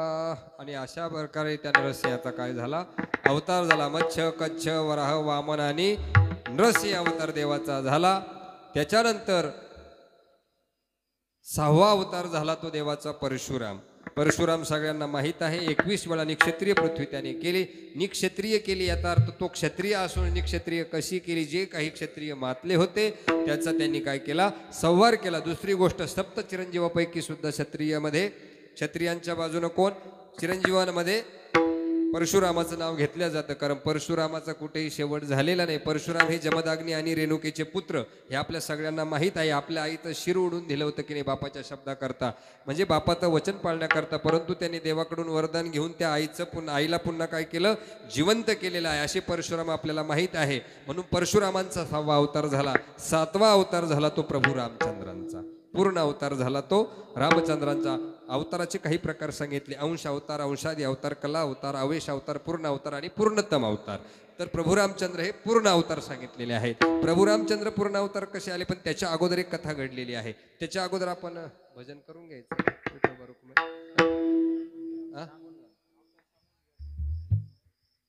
विठोबा रुक्मिणी नंतर घ्यायचं, चालेल ना, काय हरकत नाही. ओके, किती वेळ आहे अजून? 10 मिनिट. मग तर 10 मिनिटं रामाला लागणारच आहे तसे. तर काय झालं, एक शीलनिधी नावाचा राजा होता. एक लक्ष देऊन ऐका, आपल्या प्रत्येक अवतार कार्याच्या पाठीमागं देवाला काहीतरी कारण आहे, ते आपण लक्षात घेतलं पाहिजे. शीलनिधी नावाचा एक राजा होता. शीलनिधी राजा नावाच्या राजाला एक रूपवान अशी कन्या होती. त्या कन्येचा देवाला त्या राजाला काय करायचा होता, विवाह करायचा होता, लग्न करायचं होतं. त्यानं तिचं काय केलं, स्वयंवर मांडलेलं होतं. आणि त्या शीलनिधी राजानं काय केलं, आपल्या नगरामध्ये सगळ्या राजांना निरोप पाठवला देशोदेशीचा की माझ्या मुलीचा स्वयंवर आहे, तुम्ही सर्वजण काय करा, स्वयंवराला या. स्वयंवराला या असं सांगितल्यानंतर सगळे राजे त्या ठिकाणी काय झाले, शीलनिधी राजाच्या राज्यामध्ये आले. शीलनिधी राजाच्या राज्यामध्ये सगळे राजे रजवाडे आल्यानंतर यथोचित त्यांचा सगळ्यांचा सन्मान त्या ठिकाणी चालू झाला. आपल्या मुलीचं स्वयंवर आहे हा आनंद त्या राजाला फार मोठा होता. पण अशामध्ये काय झालं, नारद मुनी त्या ठिकाणी येऊन टपकले. नारद मुनी त्या ठिकाणी येऊन टपकल्यामुळे नारद त्या ठिकाणी आल्यानंतर शीलनिधी राजाच्या लक्षात आलं की महामुनी नारदजी या ठिकाणी आलेले आहेत. राजा अतिशय धर्मनिष्ठ राजा होता की नाही. संत आले म्हटल्यानंतर घाली संतासी आसने पूजा करी काया वाचा म्हणे. ह्या न्यायाप्रमाणे त्यानं संतांना आसन बसायला दिलं. तुमच्याकडे काही नसलं तरी चालेल, पण आलेल्या अतिथीला बसायला आसन दिलं पाहिजे. हा सगळ्यात मोठा शास्त्रार्थ सांगितलेला आहे, लक्षात घ्या. छोट्या छोट्या गोष्टी कीर्तनातून शिकायच्या असतात. आपल्याकडे काही दान द्यायला नसलं तरी चालेल, पण किमान आसन तरी आपण अतिथीला बसायला दिलं पाहिजे की नाही. घाली संताशी आसने पूजा करी काया वाचा म्हणे. या न्यायाप्रमाणे त्याने आपल्याला आसन त्या राजाला नारद मुनींना बसायला दिलं. नारदाला आसन बसायला दिल्यानंतर आता बऱ्याच लोकांना एखादा अतिथी जर आमच्यासारख्या धोत्रवाल्याच्या वेशात आल्यानंतर त्या ठिकाणी भविष्य विचारण्याची काय येते, लहर येते. असंच काय झालं, त्या नारदा मुनी त्या शिलानिधी राजाला भविष्य विचारण्याची आवश्यकता वाटली, मनामध्ये इच्छा निर्माण झाली की आपल्या मुलीचं भविष्य आपण काय करू, जाणून घेऊ. आणि मग अशा वेळेला नारद मुनींकडे त्याने त्याच्या कन्येला काय केलं, घेऊन आला. कन्येला घेऊन आल्यानंतर ती कन्या अतिशय रूपवान होती, अतिशय देखणी सुंदर होती. ह्या नारदाचं काय झालं, तिच्याकडे पाहिल्यावरती मन चळलं जरा नारद वयामानाना. मग त्याने त्याच्याकडे हात दाखवला. हात पाहिल्याबरोबर नारदानं सांगितलं हिला दीर्घायुष्य नवरा मिळणार आहे. काय सांगितलं, हिला अतिशय दीर्घायुष्य नवरा तिला प्राप्त होणार आहे असं सांगितल्याबरोबर तो राजा त्या ठिकाणी कन्याला घेऊन गेला. पण नारदाच्या मनात अशी इच्छा आली का हिचा नवरा आपणच झालेलं काय वाईट आहे, हिला जर दीर्घायुष्य नवरा मिळणार असेल तर मग आपण हिचा नवरा झालेलं काय अवघड आहे. पण त्याला असं वाटलं आता ह्या रूपामध्ये जर आपण बायको मागायला गेलो तर लोक आपल्याला काय करतील, हाणतील. मग त्याने काय केलं, भगवान विष्णूचा धावा केला. भगवान विष्णूला बोलून घेतलं की हे भगवंता मला काय कर, हरिरूप कर. काय सांगितलं, मला हरिरूप कर. विष्णूनं सांगितलं महाराज तुम्हाला हरिरूप कशा करता व्हायचे, देवा ते बाकीचं तू नंतर विचार म्हटले. कारण त्याला माहीत होतं हा देव काय खोडीचा आहे. त्याच्या मनामध्ये असं आलं याला जर आपण आता सांगत बसलो तर हा सगळं हाणून पाडील म्हटले. ते आता देव सगळं जाणत होता ना, देव सगळं जाणत होता. देवानं त्याला सांगितलं तुला हरिरूप व्हायचे ना, तथा असतो. तो झाला हरिरूप. हरिरूप झाला याचा अर्थ काय झाला, त्याला तोंड आलं माकडाचं, तोंड आलं माकडाचं, शरीर आलं माणसाचं. हरी या शब्दाचा संस्कृतमध्ये अर्थ होतो माकड. मग ते हरिरूपकर म्हटल्यावर काय झालं, काहींना नारदजी माकड दिसायचे, काहींना नारदजी दिसायचे, काहींना राजा दिसायचे. प्रत्येकाला ज्याच्या त्याच्या दृष्टीनुसार काय व्हायचं, वेगवेगळं काहीतरी दिसायचं. काही लोक नारदाकडे पाहून हसायचे. त्याचं स्वयंवर मांडल्यानंतर नारदजी सुद्धा एका आसनावरती बसले. एका आसनावरती बसल्यानंतर काहींना ते माकडाचं तोंड दिसायचं. ते नारदाकडे पाहून म्हणायचे हा काय माकडाचं तोंड, हा त्याला हसायचे. आता ह्या नारदाला असं वाटायचं मी खूप सुंदर झालो का काय, देवानं मला हरिरूप केलं याचा अर्थ मला त्याचं रूप दिलं का काय, हे त्याच्या डोक्यामध्ये होतं. तो नारदजी सुद्धा खुश व्हायचे. पण ज्या वेळेला ती कन्या त्या ठिकाणी स्वयंवरामध्ये आली, स्वयंवरामध्ये आल्यानंतर तिनं नारदाला काय केलं, पाहिलंही नाही. नारदाकडं पाहिलं नाही. ती पुढं निघून गेली. त्याला वाटलं आपला रॉंग नंबर लागला. पण त्या ठिकाणी अनेक देवी देवता बसलेल्या होत्या, राजे रजवाडे बसले होते. त्यांनी सांगितलं नारदजी आपलं तोंड आरशात पहा. त्या ठिकाणी एक पाण्याचं तळं होतं. त्या पाण्याच्या तळ्यामध्ये नारदाला काय करायला लावलं, तोंड पाहायला लावलं. तोंड पाहायला लावल्याबरोबर त्याला ते माकडाचं तोंड दिसलं. तो सगळं काही विसरून गेला होता, आपण कोण आहेत हेच विसरून गेला. त्याला ते माकडाचं तोंड दिसल्याबरोबर त्यानं सांगितलं तू इतका भामटा आहेस का देवा, पण लक्षात ठेव तुला हे माकडच कामा येईल. त्यावेळेला त्याने त्या भगवान विष्णूला शाप दिला. पण त्याच्या आधी काय झालं की ती स्वयंवर झाल्यानंतर जो नवरदेव आला ना, तो रूपवान नवरदेव आला, त्याच्या पाठीमागं लक्ष्मीची पावलं नारदाला दिसली होती. ती पावलं दिसल्यामुळे त्यानं लक्षात घेतलं हा दुसरा तिसरा राजा कोणी नाही, हा देवच आहे आणि यांनी मला या ठिकाणी फसवलेलं आहे. यानेच त्या राजाचं रूप घेऊन ह्या कन्येला काय केलं, घेऊन चालला, वरलेला आहे. इथं माझा अपमान केला. पण एक लक्षात ठेव देवा, तू आज मला फसवलं, पण एक दिवस पुढच्या जन्मामध्ये तुझी बायको कोणीतरी राक्षस पळून नेईल आणि ह्याच वानराच्या साह्यानं तुला तुझी सीता, तुझी बायको मिळवावी लागेल. विठाला विठ्ठल.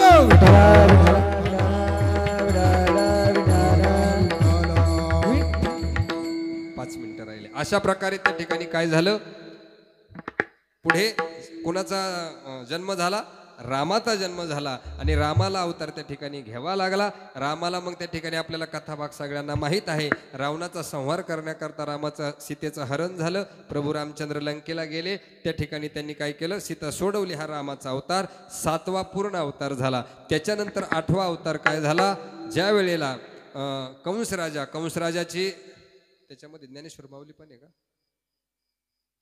नाही आहे, बरं ठीक आहे, पाहिजे होते. त्याच्या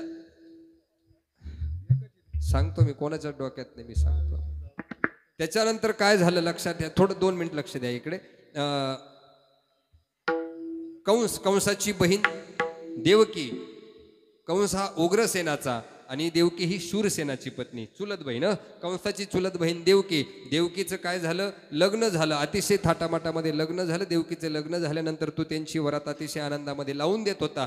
वरात जाता जातानी काय झालं, आकाशाची वाणी सांगत असे कंसा, आकाशाची वाणी सांगत असे कंसा. त्यावेळेला त्यानं सांगितलं, अरे कंसा ऐक, तू जिची वरात आता लावून देतोय ना, तिच्या पोटी जन्माला येणारा 8वा पुत्र तुझा काय करणार आहे, घात करणार आहे, तुला तू काय करणार आहे, मारणार आहे. अशा वेळेला त्या ठिकाणी कंसाचा तिळपापड होतो, तळपायाच्या मस्तकाला जाते.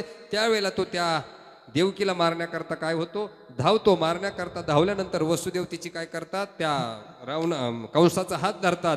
स्त्री हत्या करायची नाही. मी थोडं शॉर्टकट सांगतो बरं का. ब्राह्मणाने स्त्रीची हत्या करायची नाही, हे भ्रूण हत्या आत्ता आले, पण हे तेव्हा ब्राह्मणाने सांगितलं होतं, तेव्हा वसुदेवानं सांगितलं होतं का स्त्री हत्या ब्राह्मणामध्ये पाप आहे. म्हणून त्यावेळेला त्या ठिकाणी कंसाने तिची हत्या केली नाही. हिच्या पोटी 8वा जन्माला येणारा तुला मारणार आहे ना, मग आम्हाला बंदिवासात ठेव आणि तू काय कर, एक एक मुलगा मारून टाक. त्यावेळेला मग यांनी काय केलं, कंसानं आपल्या देवकीला आणि वसुदेवाला बंदीशाळेमध्ये ठेवलं. बंदीशाळेमध्ये ठेवल्यानंतर काही दिवसामागून दिवस गेले. पहिला पुत्र त्या देवकी मातेला झाला. पहिला पुत्र देवकी मातेला झाल्याबरोबर वसुदेवानं तो कंसाकडे आणून दिला. कंसाकडे आणून दिल्यानंतर कंसाला असं वाटलं, आता पहिला आहे, आपल्याला 8वा मारणारे, याला मारून काय करायचं. त्यावेळेला त्याने तो पुत्र परत काय दिला, वसुदेवाकडे परत दिला. पण परत दिल्यानंतर वैकुंठ लोकामध्ये खळबळ माजली देवांकडे, यानं तर पुत्र परत दिला, मग हा 8वा मारणार कसा काय. मग त्या ठिकाणी देवांची बैठक झाली. इथं काहीतरी पाप वाढलं पाहिजे. मग ते पाप वाढवण्याचं काम कोणी करीन, नारदाकडे ते काम आलं. जे काम रद्द होत नाही, नारद, जे काम रद्द होत नाही ते कोणाकडे जातं, नारदाकडे जातं. मग नारदजी म्हटले मी हे काम करतो. नारदजींनी ते काम केलं. तिथं आले, त्यांनी सांगितलं, अरे रावणा, आपलं कंसा, तुला 8वा मारणार आहे, पण एक लक्षात घे, हे गुलाबाचं फुल बघ, याला 8 पाकळ्या आहे, याच्यातली मला पहिली दाखव कोणती आहे. काय, याच्यातली पहिली पाकळी मला दाखव, ही पहिली का ही पहिली. तू कसाही मोज, एक वर्तुळ आखून दाखवला, याच्यातलं पहिलं मला सांग कोणतं आहे. हे ज्या वेळेला त्या कंसाला पटलं, त्यावेळेला त्यांनी तो पुत्र काय केला, मारून टाकला. 1 2 3 4 5 6 पुत्र त्याने मारून टाकले. 7वी योग मायानं रोहिणीच्या पोटामध्ये गर्भ दिला आणि 8वा गर्भ त्या ठिकाणी भगवंताचा देवकीच्या पोटामध्ये वाढू लागला. 8वा पुत्र त्या ठिकाणी जन्मात, फुलं दिले ना, आणि 8वा पुत्र देवकीच्या गर्भामध्ये, वाजले का 12, त्या ठिकाणी देवकीच्या गर्भामध्ये तो पुत्र वाढू लागला. आणि त्या ठिकाणी श्रावण महिन्यामध्ये अष्टमी तिथीला वार बुधवार रोहिणी नक्षत्रावरती देवकीच्या पोटी भगवान श्रीकृष्ण 8 वर्षाचे त्या ठिकाणी प्रगट झालेले. कुंडलिका विठ्ठल श्री ज्ञानदेव तुकाराम पंढरीनाथ भगवान गोपाल कृष्ण भगवान की बाके बिहारी लाल की नंद के घर आनंद भयो, हे नंद घर आनंद भयो, जय कन्हैया लाल की नंद घर आनंद भयो, जय कन्हैया लाल की. हो नंद घर आनंद भयो, जय कन्हैया लाल की नंद घर आनंद भयो, जय कन्हैया लाल की. हाथी दिन घोड़ा दिने और लिने पालकी, विन घोडा दिन और पालकी. नंद घर आनंद भयो, जय कन्हैया लाल की नंद घर आनंद भयो, जय कन्हैया लाल की नंद घर आनंद भयो, जय कन्हैया लाल की. नंद घर आनंद भयो, जय कन्हैया लाल की.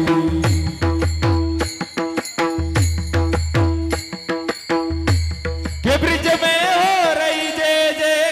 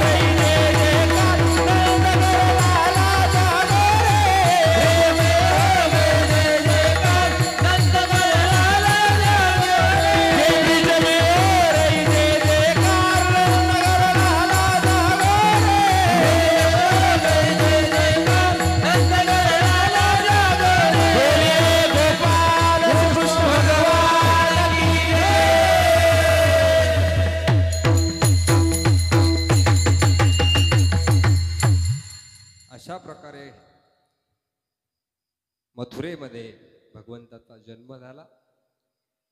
जन्म झाल्यानंतर अयोनी संभव देवाचा जन्म झालेला आहे. 8 वर्षाची मूर्ती त्या ठिकाणी प्रगट झाली. वसुदेवा संग त्या ठिकाणी संभाषण झालं की देवा मला तू काय कर आता.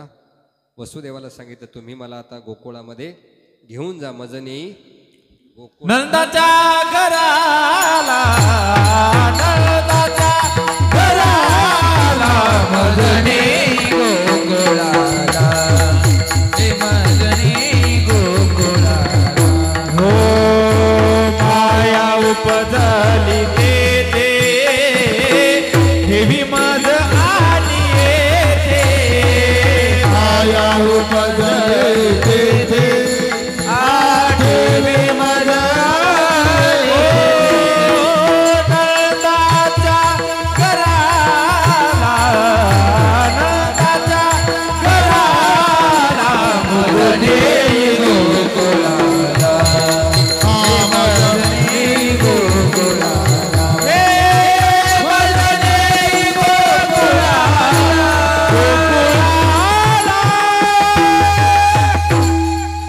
गोकुळीच्या सुखांत पार नाही लेखा. बालकृष्ण नंदा घरी आनंदल्या नरनारी गुढिया तोरणे करीती कथा गाती गाणे तुका म्हणे छंदे मन मोहिले आनंदे.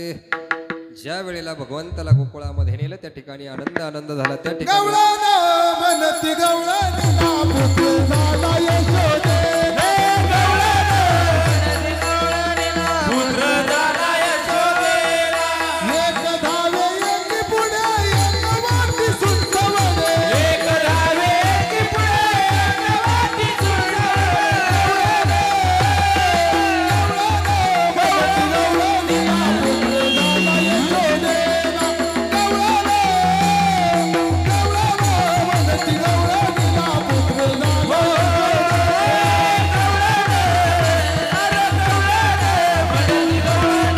पुत्र झाला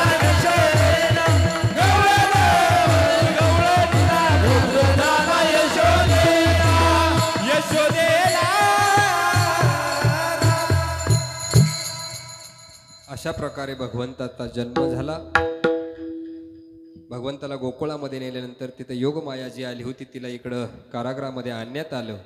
आणि ज्या वेळेला कंसाच्या हातामध्ये योगमायाला दिलं ती हातातून निसटली आणि तिनं कंसाला सांगितलं का आता तुझं लागे वादी उपजला मजादी उपजला मजादी उपजला मजादी उपजला वादी उपजला मजादी उपजला मजादी उपजला मजादी मज आली आणि अशा प्रकारे त्या ठिकाणी देवाला त्या योगमायेला त्या ठिकाणी आणलं. त्या ठिकाणी आकाशवाणी झाली का तुला मारणारा गोकुळामध्ये काय होतोय वाढतोय. आता पुढचा भाग हा काल्याचा आहे त्याच्यामुळे इथं काही सांगायचा नाही. इथं फक्त कृष्णाचा जन्मच सांगायचा पुढचं सांगायचं नाही. जसं द्वापार युगामध्ये कृष्ण जन्माला आले कृष्णांचा अंत लक्षात घ्या. कृष्णाचा अंत आता 5-10 मिनटं कोणी जाऊ नका बरं का आपल्याला आवरायचं आहे. कृष्णांचा अंत झाला कलियुगाची काय झाली सुरुवात झाली. आणि कलियुगामध्ये सुद्धा त्या काळामध्ये जसं भगवंताने गीतेमध्ये सांगितलं की नाही यदा यदा हि धर्मस्य ग्लानिर्भवति भारत अद्भुत्थानं न अधर्मस्य तदात्मानं सृजाम्यहं परित्राणाय साधूनां विनाशाय च दुष्कृतां धर्म संस्थापनार्थाय संभवामी युगे युगे. जेव्हा जेव्हा धर्मावरती ग्लानी येते तेव्हा तेव्हा मी काय होतो प्रगट होतो. पण तसं भगवान कृष्णांचा अंत झाला कलियुगाची सुरुवात झाली. आणि कलियुगामध्ये सुद्धा काय झालं पापाची यामुळे झाले सत्याचे वाटोळे दोष झाले बळीवंत. म्हणजे अशा प्रकारची गोष्ट कलियुगामध्ये घडायला लागली. त्याच्यासाठी तुकडोजी महाराज सुद्धा एक भजन सुंदर म्हणायचे कधी येशील मन मोह हे कधी येशील मन मोहना कधी येशील मन मोहना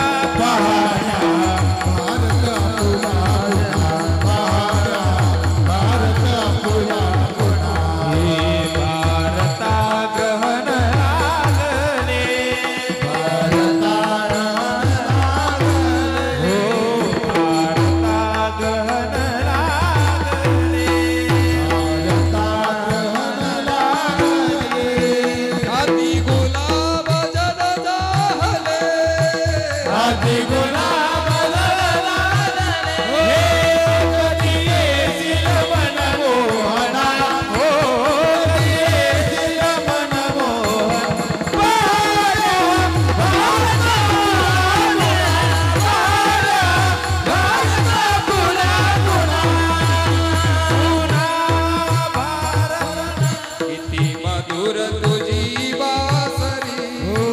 किती मधुर तुझी वासरी ऐकू दे एकदा तरी ऐकू दे कला तरी कधी येशील मन मोहना कधी येशील मन मोहना माझ्या भावाचा फुला फुला माझ्या भावाचा फुला फुला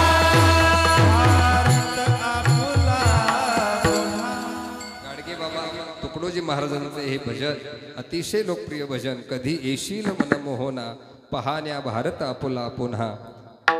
आणि असं आपण अर्थ हाक ज्या वेळेला देवाला देतो त्यावेळेला देवाला सुद्धा आपल्याकरता यावं लागतं. आणि अशाच हाक त्या काळामध्ये आपल्या अनेक संतांनी देवाने दिली. आणि आजच्याच दिवशी म्हणजे श्रावण वद्य अष्टमी गुरुवार ह्याच वेळेला ह्याच तिथीला पुन्हा एक अवतार झाला. त्याचं नाव होतं श्री संत ज्ञानेश्वर माऊली. जो आज आपण महाविष्णूचा अवतार सखा माझा ज्ञानेश्वर. मग नामदेव उद्धवजीला सांगितलं भगवंताने, उद्धवजी तुम्ही नामदेव रूपानं जा. भगवान शंकराला सांगितलं निवृत्तीच्या रूपानं जा. ब्रह्मदेवाला सांगितलं सोपांत काकाच्या रूपानं जा. आणि मुक्ताईला आदिशक्तीला सांगितलं तुम्ही मुक्ताईच्या रूपाला जा. आणि स्वतः भगवान विष्णू संत ज्ञानेश्वर माऊलींच्या रूपामध्ये या ठिकाणी प्रगट झाले. महाविष्णूचा अवतार सखा माझा ज्ञानेश्वर. आणि अशा प्रकारचं सगुण साकार निर्गुण निराकार सगुण निराकार असं अव्यक्त ज्याचं व्यक्तच होत नाही असं रूप प्रगटलं. अभंगाचं तिसरं अव्यक्त ते आकारले रूप आले गुणवंत हो रूप आले गुणवंत गुणवंत रूप आले गुणवंत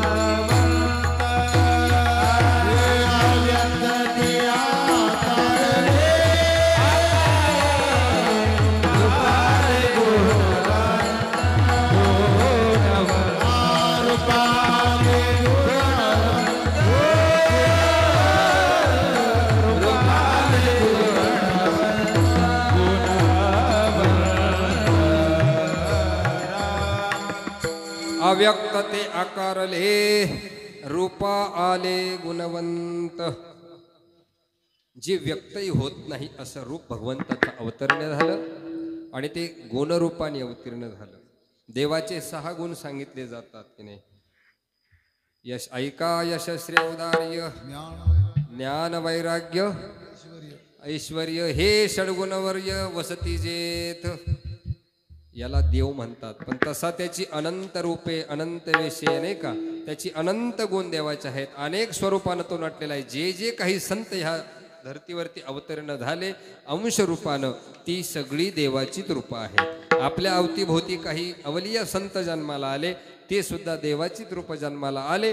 आणि जो पंढरीश परमात्मा जो पंढरपुरामध्ये विटेवरती उभा आहे तो सुद्धा त्यात देवाचा अवतार आहे. म्हणून तुकाराम महाराज म्हणतात हे देवा हे पांडुरंगा तू माझी सगळी इच्छा पुरी कर. अभंगाचं 4थं चरण. तू कामने पुरवी तू कामने पुरवी